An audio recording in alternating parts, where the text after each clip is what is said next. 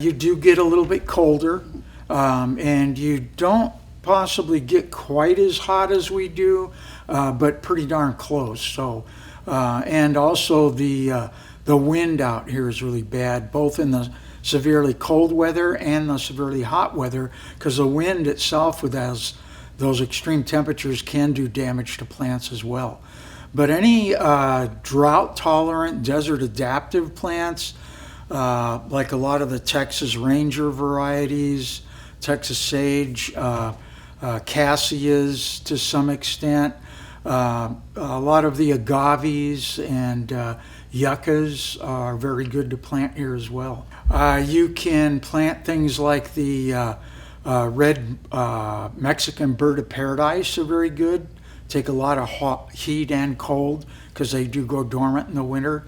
There's things like Raphiolepis varieties, the Indian hawthorns, also some of the things like garas that are perennial type colorful plants, things like that will take both the cold and the heat in most cases here. Ground covers, you can use things like the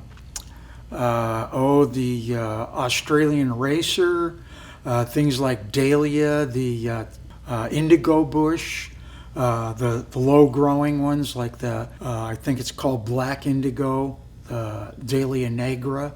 Sierra Negra is good. And right now we're bringing in a lot of the cooler weather plants. So when you go into the store now, you'll see a lot of the cool weather annuals and perennials that do well in the cooler season. Things like the ornamental kale. It's like the cabbage and kale, but it turns the real pretty purples and whites. So those do very well in the cool weather. Also things like pansies, primroses, cyclamen. They take the colder weather as well. Even garden plants. There's a lot of things you can plant that will take the cooler weather. For gardening right now, a lot of the leafy plants like cabbage, cauliflower, broccoli, Brussels sprouts, and as well as some of the root crops like turnips, beets, carrots, things like that do well in the cooler weather. You can go to our website, starnursery.com. We've got plenty of free information on warm season and cool season ornamentals, bedding plants, colorful things.